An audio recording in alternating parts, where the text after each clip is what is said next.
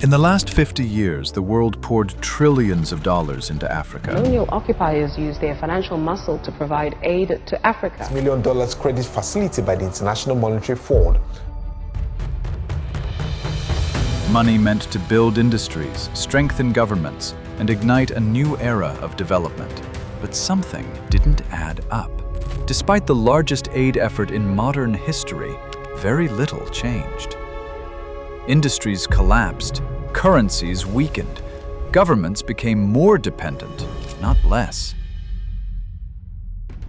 So how can trillions be spent with so little to show for it? Where did the money actually go? When you follow the trail, the story changes. Because it wasn't only corruption, it wasn't only mismanagement. The money didn't vanish, it was absorbed by the architecture itself.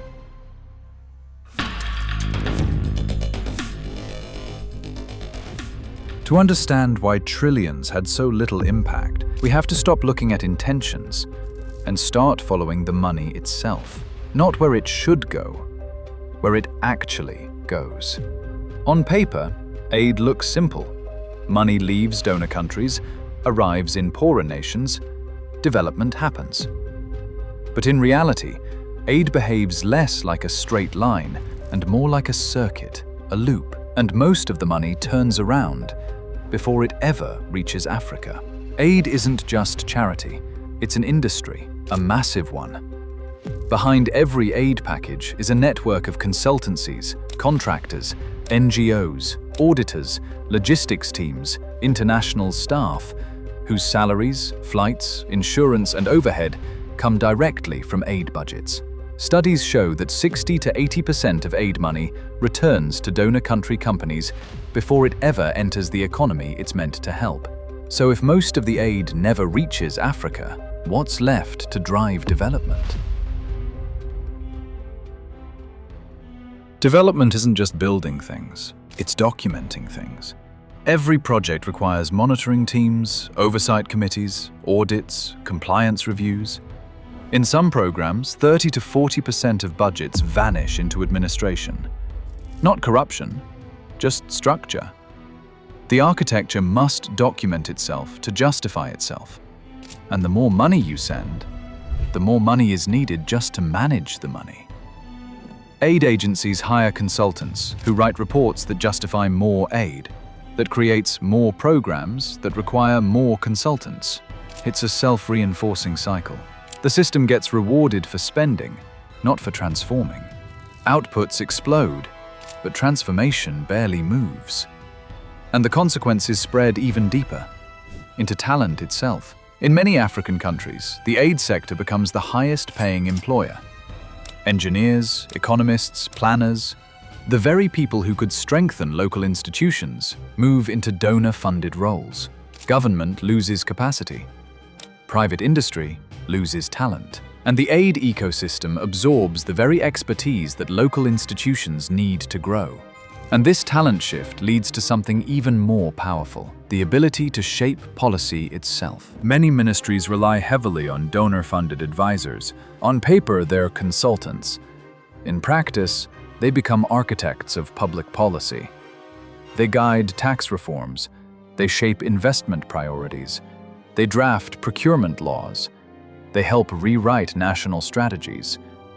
Governments remain sovereign, but decision-making often orbits around organizations whose incentives lie outside the country. And this reveals the core of Pillar 1, an industry whose incentives shape outcomes more than intentions do. The aid industry wasn't built to transform economies. It was built to manage assistance. And managing assistance is very different from creating development. Pillar 2 begins with the power to influence policy itself. Aid doesn't just arrive with money, it arrives with conditions. Conditions that shape budgets, rewrite regulations, and determine which industries rise and which never stand a chance. And these policies don't just guide development, they often define it. To qualify for large aid packages or low-interest loans, countries often must adopt reforms designed abroad. Privatize state companies, cut subsidies, open markets to foreign competition, reduce public spending, adjust currency regimes, change procurement laws. These reforms were based on economic theory, not local context, and they reshaped entire economies overnight. But theory doesn't always survive contact with reality. When markets opened up too quickly, local industries struggled against more established foreign competitors. African factories closed. Jobs vanished. Domestic industries withered. These weren't failures of talent or ambition.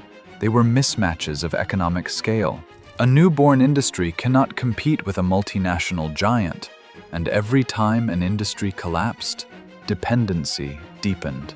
In many countries, donor-funded experts wrote policy frameworks that shaped taxation, trade, procurement, and subsidies. They weren't elected. They weren't accountable to local citizens, but their designs influenced millions. Governments signed because the alternative was losing critical funding. But these reforms didn't change the structure of African economies. They often reinforced it. Despite decades of aid and policy reforms, most African economies remained built around a familiar spine: raw materials.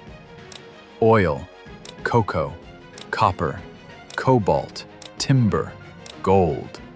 These reforms stabilized budgets and liberalized markets, but did not industrialize economies. And without industrialization, no nation has ever escaped long-term poverty. To understand why industrialization didn't happen, we have to go back to the origins of these economies. Pillar 3 begins with a pattern that began long before aid existed. But history proved otherwise. Many nations overcame geography. Africa could too. So if geography isn't the barrier, what is? To answer that, we must examine how extraction shapes currency, trade, and growth. When a country relies heavily on raw exports, its wealth depends on global commodity prices it cannot control. When prices fall, budgets collapse. When prices rise, currencies strengthen. This volatility crushes long-term planning. It destabilizes investment. It discourages industrial growth. And for decades, foreign aid stabilized budgets just enough to keep extraction functioning, but not enough to help countries escape it.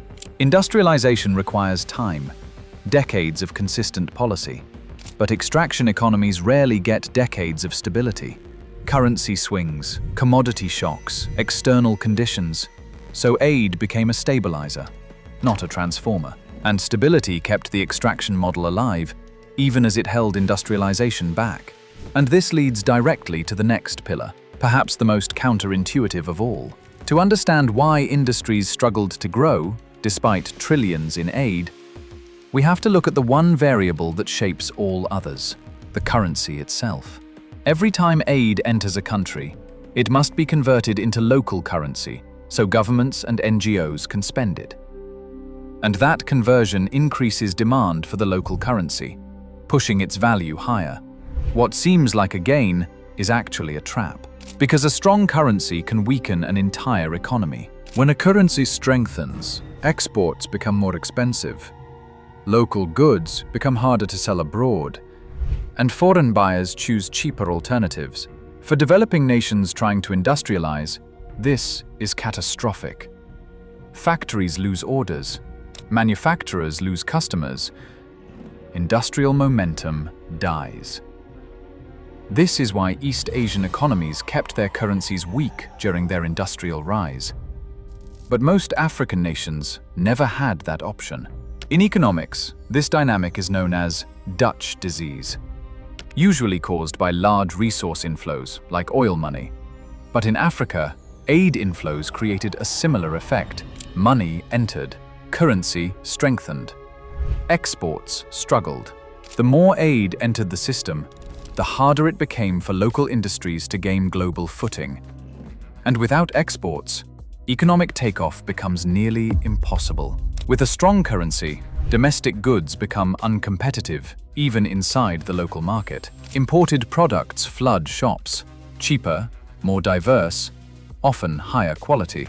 And once local industries fall, they're incredibly hard to rebuild. But the currency trap wasn't the only force weakening states. Another force was even more political and even more structural. To understand why governments struggled to deliver development even when money was available, we must look at who they were accountable to. In most countries, the government is funded by its citizens. Citizens pay taxes. Government provides services. If it fails, voters push back. This loop creates accountability. But what happens when a government's money doesn't come from its people? In aid-dependent nations, a significant share of government budgets comes from foreign donors, not from citizens. And that reverses the accountability loop. Governments become more responsive to donors who fund them than to citizens who live under them. And that shift changes everything. Citizens care about electricity, jobs, schools, safety. Donors care about metrics, transparency, policy frameworks, and project performance indicators.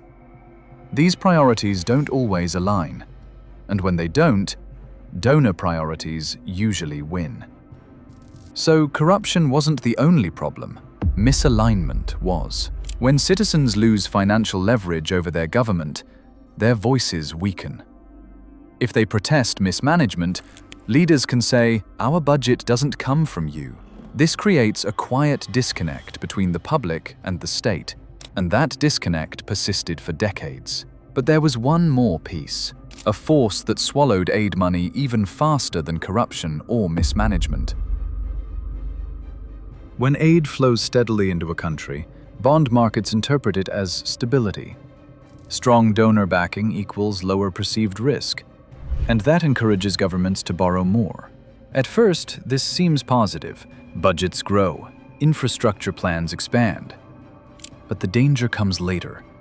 When commodity prices fall, when global interest rates rise, when donors pause funding, debts become impossible to sustain. Countries default, currencies collapse, budgets shrink overnight, and the next cycle of aid begins. Aid was supposed to end dependency, not feed it. Aid didn't replace debt, it enabled it. Countries borrowed more because aid made them appear safer. But when shocks hit, debt swallowed the benefits of aid. Debt became the shadow twin of foreign aid, absorbing gains, magnifying losses. And together, they completed the architecture. 6 pillars, 6 forces, 6 layers of a structure too big to see at first glance. Foreign aid didn't fail because it wasn't enough. It failed because of the structure surrounding it. Pillar 1, money stays in the aid industry. Pillar 2, aid shapes policy externally. Pillar 3, extraction remains dominant. Pillar 4, currency weakens industry. Pillar 5, accountability reverses. Pillar 6, debt absorbs the gains. Together, these forces created a system that was stable for donors, contractors, and global markets, but fragile for the nations meant to grow. The money didn't disappear, it followed the architecture. Aid didn't fail because of corruption, or incompetence, or lack of effort. It failed because it was never designed to transform economies. It was designed to deliver assistance. And delivering assistance is not the same as creating development. Aid can save lives.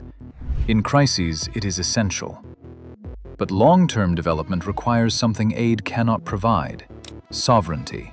Sovereignty in policy, sovereignty in industry, sovereignty in currency, sovereignty in accountability. Development grows from within, from the people, institutions, and businesses that build nations over generations.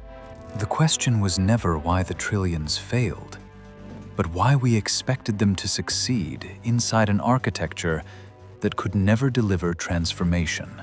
Now the world is preparing the next trillion. The only question is, will it follow the same architecture, or will we finally build a new one.